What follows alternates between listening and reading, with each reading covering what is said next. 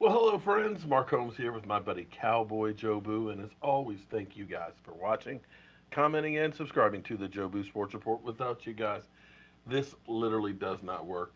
I'm actually home early today from work. I got to go out and take care of some business, get the oil changed in the truck and all that stuff. So I'm running around a bit. So I wanted to shoot this video here because, when I drive around a lot, I do a lot of thinking and I try and analyze reasons why or things that we need to do. And you'll notice I'm wearing a red Dallas Cowboys shirt. And red stands for, of course, red zone. And that's one of the things that we have got to be better in because more times than not, we get in the red zone early in the game and we settle for a couple of field goals. You'll see that more times than not, and that's one of those things that we've got to be better at, and we'll talk about that at another time. But one of the reasons why this team has had three great games in a row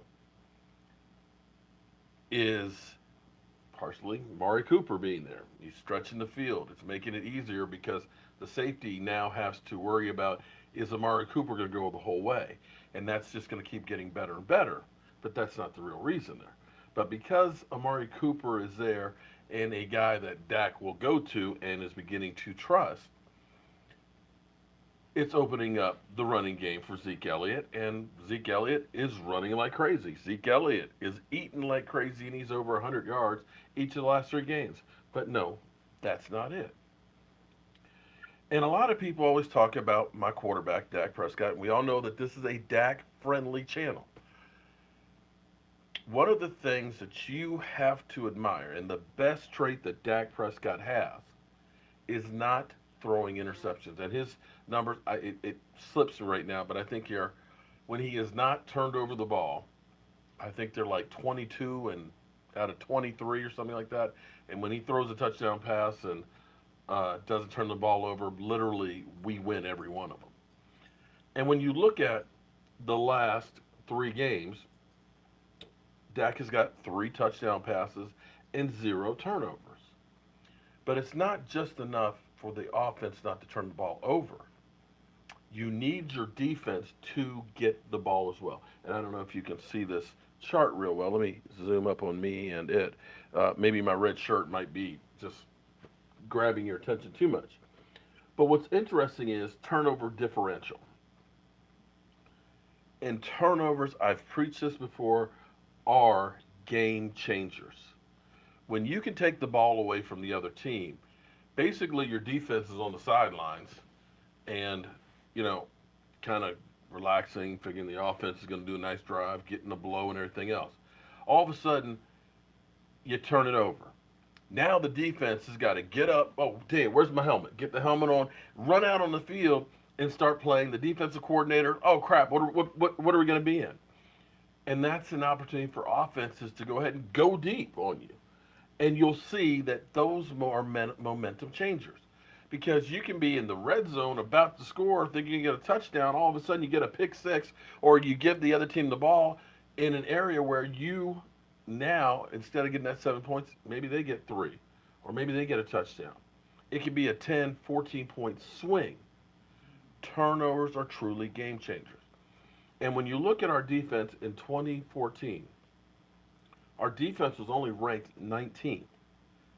But the reason why our defense was good enough was they were second in the NFL in taking the ball away. They bend, but they would get the ball and give it to the offense. And the more opportunities you have with the ball, the more likely you are to score and to win a game. Now, what's interesting is we got three interceptions this past week, which changed the narrative a lot. In fact, for the Dallas Cowboys, they've been averaging 1.1 takeaway per game. That's what they're averaging on the season. But through the course of the last three games, they're averaging 1.7. And of course, we are winning those games. Now, as a whole, if you go through and actually look at the NFL teams that are leading, you got the Chicago Bears, whose points differential, which means they're taking the ball away more than they're giving it away, plus 14.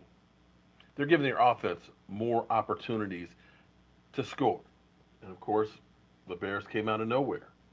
Cleveland, well, they're actually beginning to win a little bit, and they're a plus 14.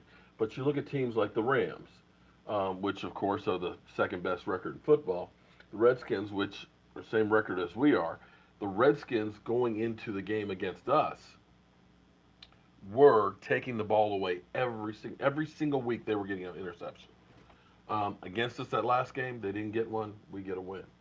But you see New Orleans +8. You see Seattle +8. Denver +6. Generally speaking, your teams that are on the top of the NFL are up there. Now we're slowly working our way up there. We're now at +3. Good, better, but we need to get more of those. And if we can start getting a couple of those against the Saints, we can start getting some towards the playoffs, it bodes well for winning. That's one of those things that is underrated.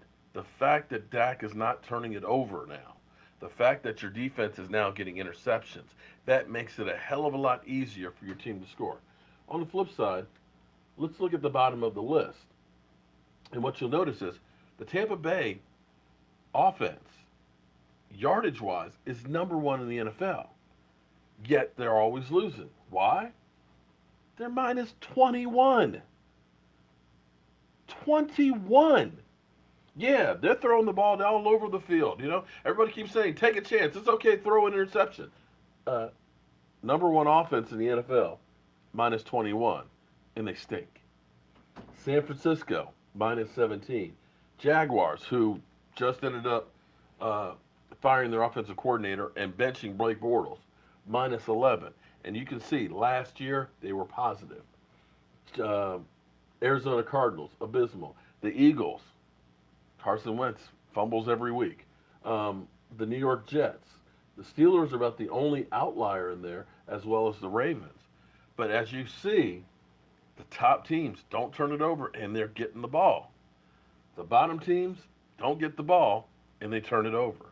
So if you hate Dak, fine, understand it. You don't believe in him and all that.